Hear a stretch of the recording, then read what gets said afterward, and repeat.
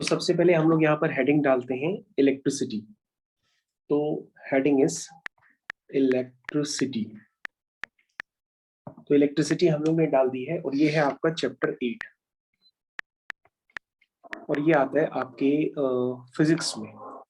ठीक है, तो इस चैप्टर को हम लोग स्टार्ट करते हैं। तो जितना पॉसिबल होता है पहले मैं आपको बताना स्टार्ट कर देता हूँ। तो सबसे पहले जब हम लोग हेडिंग डालते हैं इलेक्ट्रिसिटी, तो नाम से ही क्लियर हो जाता है कि इलेक्ट्रिसिटी के लिए रिस्पॉन्सिबल कौन है। सबसे पहले तो आपकी पहली लाइन में और पहला क्वेश्चन बुक का यही बनता है कि इलेक्ट्रिसिटी के लिए रिस्पॉन्सिबल कौन है। तो इलेक्ट्रिसिटी के लिए रिस्पॉन्सिबल होते हैं कंडक्टर। कौन रिस्पॉन्सिबल होते हैं? कंडक्टर। तो सबसे पहले आपको पता होना चाहिए conductor are the good conductor. जैसे कंडक्टर में कौन कौन से होते हैं? मेटल्स। तो आपको पता होना चाहिए कि मेटल्स आर दी कंडक्टर। तो मेटल्स हमारे क्या होते हैं? कंडक्टर होते हैं। और नॉन मेटल्स हमारे क्या होते हैं? कंडक्टर नहीं होते।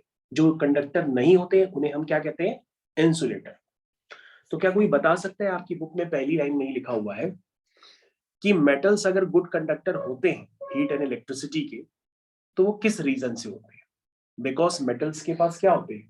Free electrons. क्या होते हैं? Free electrons. तो metals are the good conductor of heat and electricity because of free electrons. क्या होते हैं? Because of free electrons. और बच्चों आपको अब ये पता होना चाहिए कि इलेक्ट्रॉन्स होते क्या है। मैंने आपको पहले भी बताया कि जो इलेक्ट्रॉन है उसको डिस्कवर करने वाले साइंटिस्ट का नाम क्या है? J Thomson. इलेक्ट्रॉन को डिस्कवर किसने किया था? जे थॉमसन ने किया था। और अगर कोई मेटल कंडक्टर है तो एक रीजन की वजह से कंडक्टर है, क्योंकि उसके पास क्या है? Free electrons. यानी कि नॉन मेटल में फ्री इलेक्ट्रॉन्स नहीं होते। नॉन मेटल्स जैसे कि आपके सामने लकड़ी है, मेरा जूता है, मेरे फीते हैं, मेरा चश्मा है, ये सब क्या है? नॉन मेटल, है ना।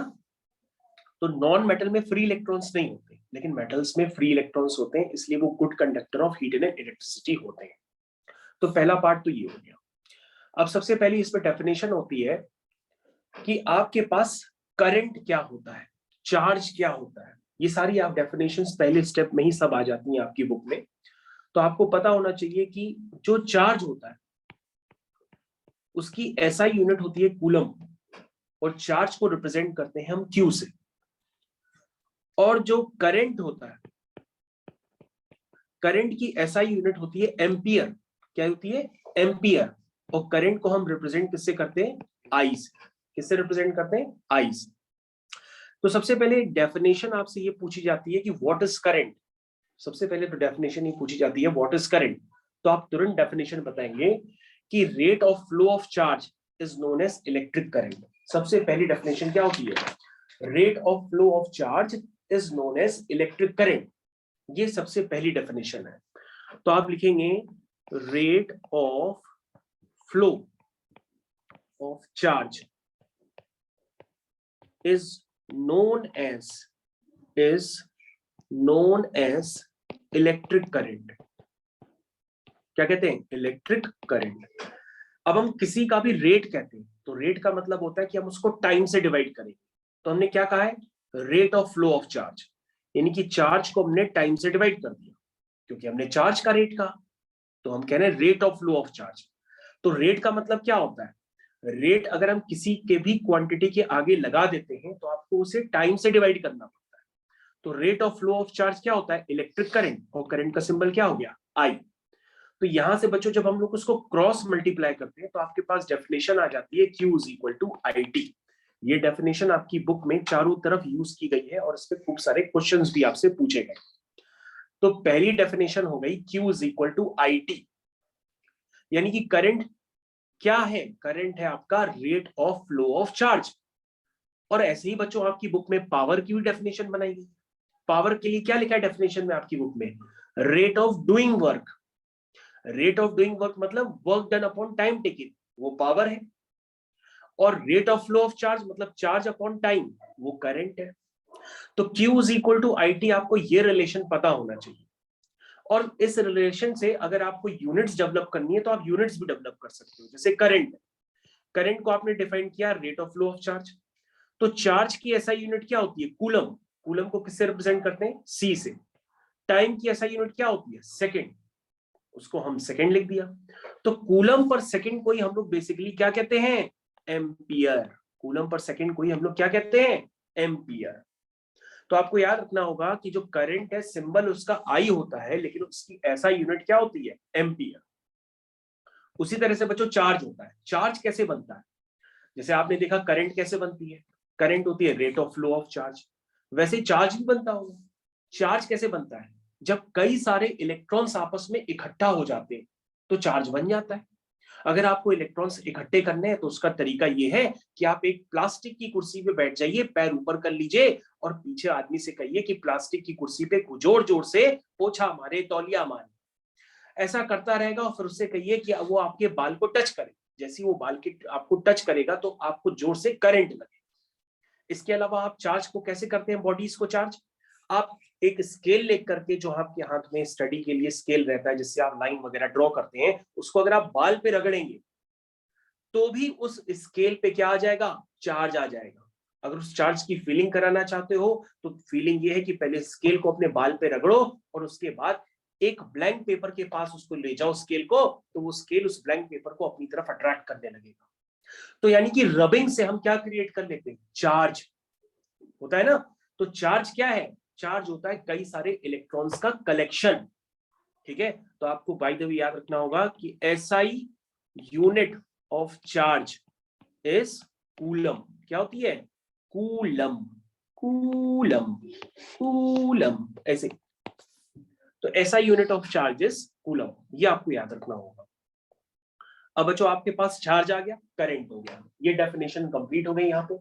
उसके बाद एक ही झटके में आपकी बुक में सारी चीजें बहुत जल्दी जल्दी बताई गई हैं। तो आपकी बुक में इतना सारा एक ही पेज में बता दिया गया है। उसी के नीचे आपकी बुक में लिखा हुआ है रेट ऑफ डूइंग वर्क, यानी कि पावर को भी डिफाइन कर दिया गया है आपकी बुक में।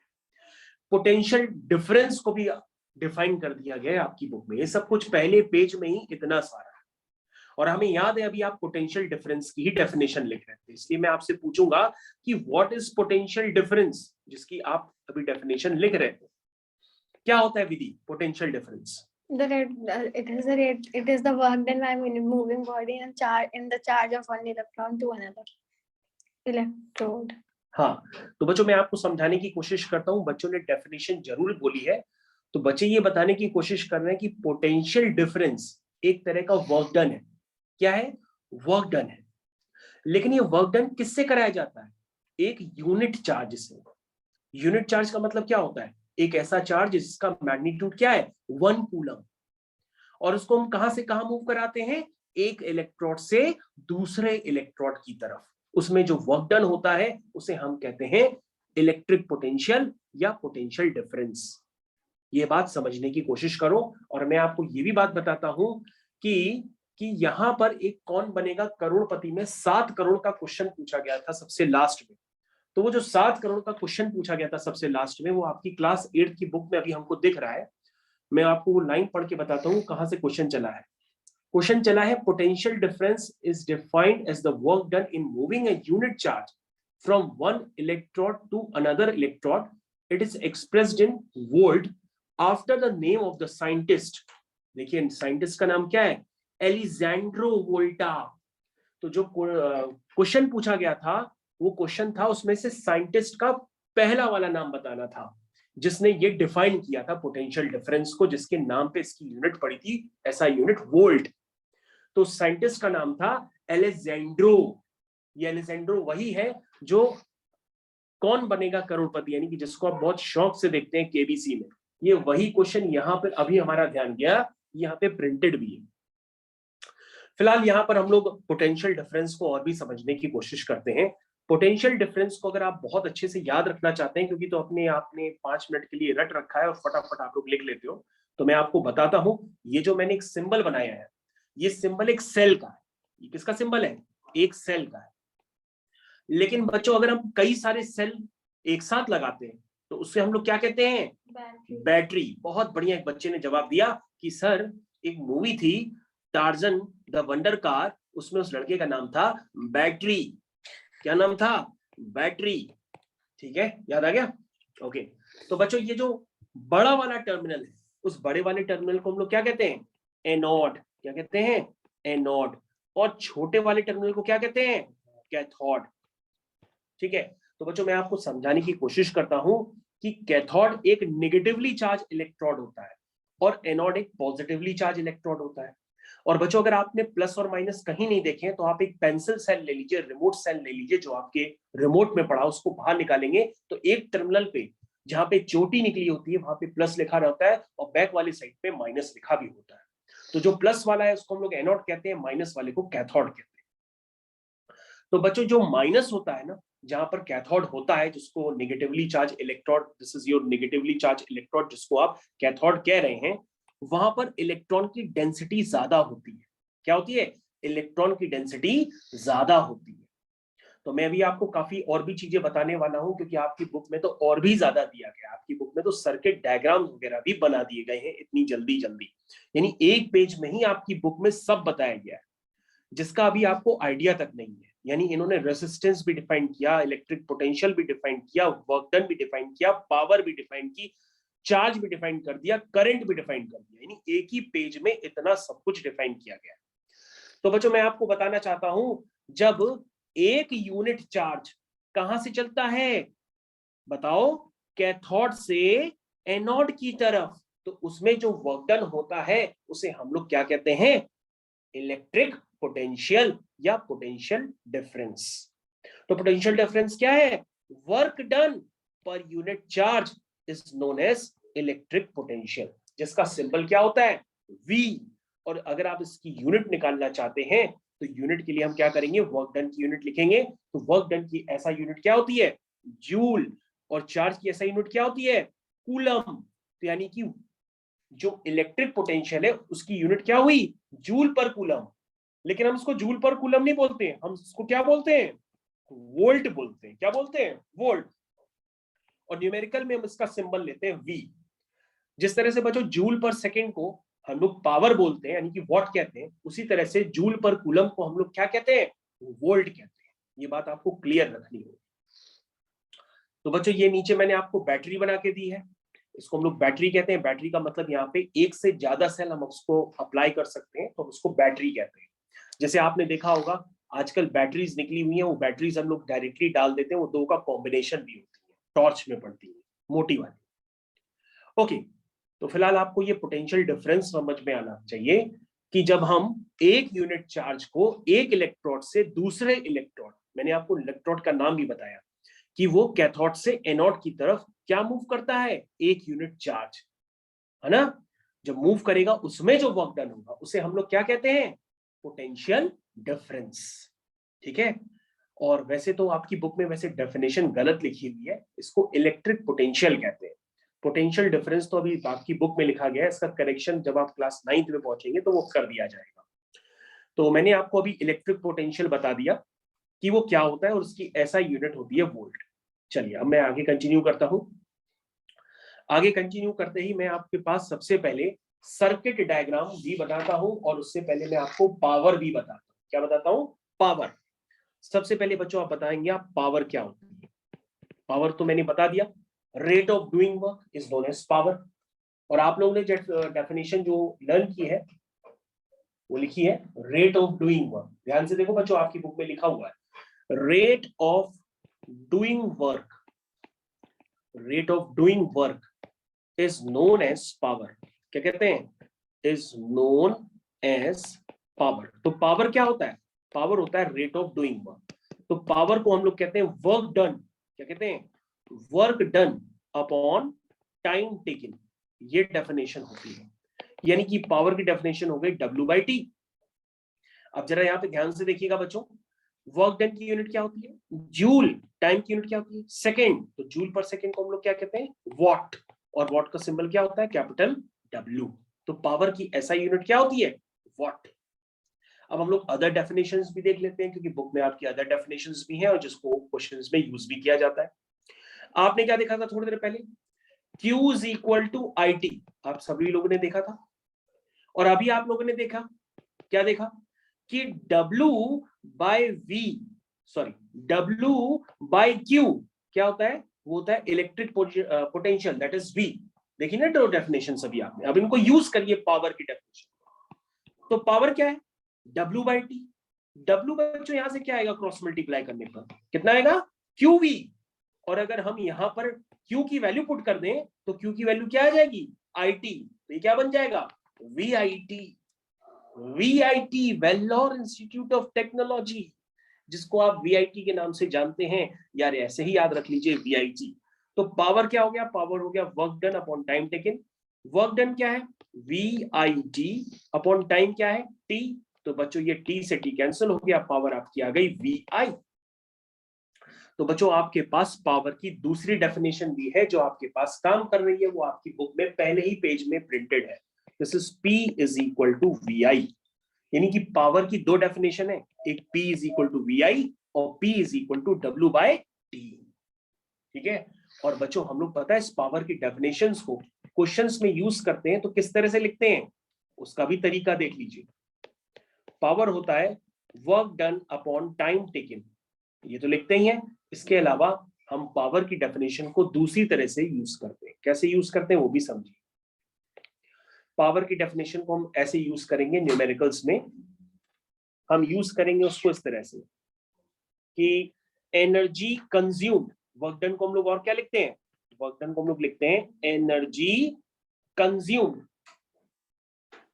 वर्क डन को हम लोग लिखते हैं energy consumed divided by time taken, ऐसे भी लिखते हैं बच्चों, क्योंकि जो आपके पास क्वेश्चंस बने हैं उसमें ये फॉर्मूला लिखा जाता है, this is energy consumed is equal to, cross multiply करेंगे तो पावर इनटू टाइम टेकन। ये बच्चों आपको याद रखना होगा, ठीक है, कि पावर की डेफिनेशन को एक तो मैं VI में यूज कर सकता हूं, इसके अलावा उसको मैं यूज कर सकता हूं W/T में, उसके अलावा मैं उसको यूज कर सकता हूं energy consumed is equal to power into time taken. तो बच्चों मैंने आपको पावर भी बताया, इलेक्ट्रिक पोटेंशियल भी बताया, चार्ज भी बताया, वर्क डन बताया, ये सारी चीजें आपके छोटे से पैराग्राफ में इतनी सारी बातें हो गई। अब बच्चों आप सभी लोगों ने मुन्ना भाई देखी हुई है, तो इसके लिए मुन्ना भाई में क्या होता है, सर्किट। क्या नाम होता है उसका, नाम सर्किट। तो हम लोग क्या देखते हैं, सर्किट डायग्राम। चलिए सर्किट डायग्राम हम लोग देखते हैं, आइए। तो बच्चों ये हो गया आपका सर्किट। सर्किट का मतलब समझते हैं आप सब, सर्किट में क्या क्या होता है, ये सारे एलिमेंट्स, क्योंकि आपकी बुक में तो खूब सारे सर्किट्स बने हैं। तो इसको हम लोग कहते हैं लोड। क्या कहते हैं, लोड। लोड समझते हो, जब आपके स्कूल में लाइट चली जाती है, फैन सारे चल रहे होते हैं, तो अचानक जनरेटर की आवाज बहुत तेज आने लगती है, भट भट भट भट भट भट। तो उस समय क्या आता है, नीचे से आदेश आता है, स्पीकर चालू हो जाते हैं कि लोड कम करो, लोड कम करो, बहुत ज्यादा लोड है जनरेटर पर। तो आता है चौकीदार, कहता है भैया सब लोग एक पंखा बंद करो, बंद कर देते हैं, तो जनरेटर कंट्रोल में आ जाता है। तो ये क्या होता है, लोड। इस लोड को बच्चा हम लोग क्या कहते हैं, रेजिस्टेंस। क्या कहते हैं, रेजिस्टेंस। आपके घर में खूब सारे रेजिस्टेंस यानी कि लोड है, और अगर बच्चों लोड ही नहीं होगा तो घर में कुछ होएगा ही नहीं, इलेक्ट्रिसिटी फिर तो कंज्यूम ही नहीं होगी। कहां कहां लोड है, आप लोग पढ़ रहे हैं, देखो लाइट जल रही है, ये लोड है कि नहीं है। चलिए फैन अगर चलता तो वो भी एक लोड होता, होता कि नहीं होता। ये क्या है बच्चों, सेल। और बच्चों ये क्या होता है, ये है आपका स्विच, इसे हम लोग क्या कहते हैं, स्विच या की भी कहते हैं, ठीक है ना। ओके, तो बच्चों आपको ये याद होना चाहिए कि करंट कहां से चलती है, करंट हमेशा एनोड से कैथोड की तरफ चलती है। ये देखो करंट का सिंबल, बैटरी से करंट निकली और चलते चलते चलते चलते जितनी करंट निकली उतनी करंट घूम करके वापस आ गई, इसको हम लोग कहते हैं करंट। तो this is your diagram for current flowing through resistance. क्या है, करंट फ्लोइंग थ्रू रेजिस्टेंस। ये डायग्राम आपको क्लियर होना चाहिए। चलिए बच्चों, अब हम लोग यहाँ पे तो बहुत सारा आपको समझाया गया है, लेकिन अभी हम लोग ऐसा करते हैं, स्कूल वाला काम कर लेते हैं, क्योंकि स्कूल में जो डेफिनेशंस आपसे दूसरी पूछी जाएंगी वो भी मैं आपको बता देता हूँ। स्कूल में आपसे ये पूछा जाता है कि 1 किलोवाट आवर में कितने जूल्स होते हैं। ये आपके स्कूल का ही क्वेश्चन है कि आपसे बार बार पूछा जाएगा कि 1 किलोवाट आवर में कितने जूल होते हैं। ठीक है, तो इसके लिए पूरी डेफिनेशंस तक आपकी बुक में लिखी है, और आपको याद नहीं है कि कॉमर्शियल यूनिट बुक में आप लोग कह रहे कहीं लिखा ही नहीं है, तो उसमें देखो बड़ा बड़ा हाइलाइटर से लिखा हुआ है कॉमर्शियल यूनिट। ठीक है, चलिए तो मैं आपको बता दूं कि कॉमर्शियल यूनिट जो होती है वो क्या होती है, किलोवाट आवर। ये लिखी हुई है commercial unit, kilowatt hour. Kilowatt hour का मतलब ये होता है कि बच्चों अगर आप समझते नहीं हो तो मैं आपको बताता हूं। जब सुशील नीचे से आता है और बिजली का बिल लेके आता है, तो बिजली के बिल में देखा करो नंबर ऑफ यूनिट्स लिखी रहती है कि कितनी यूनिट्स आपने कंज्यूम की। जब सर्दियां आती हैं तो यूनिट कम कंज्यूम होती है, सर्दियां ज्यादा होती है यूनिट ज्यादा कंज्यूम होती है, क्योंकि एसी चलता है ना। तो जितनी ज्यादा यूनिट आप कंज्यूम करेंगे उतना ज्यादा आपको बिल देना पड़ता है। तो आज मैं बताऊंगा कि कितनी एनर्जी कंज्यूम करने पर आप कितना बिल दे सकते हैं। चलिए देखिए, तो सबसे पहले आप यहां पर हेडिंग डालेंगे commercial unit of electrical energy. चलिए, तो commercial unit of electrical energy बताइए, तो क्या होती है, किलोवाट आवर। तो मैं इसको डिफाइन भी कर देता हूं, this is 1 kilowatt hour is defined as the amount of energy consumed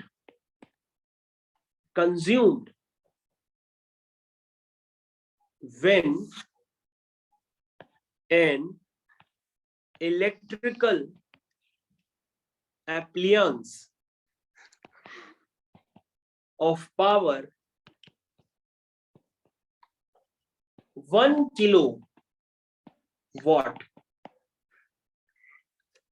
is used for 1 hour।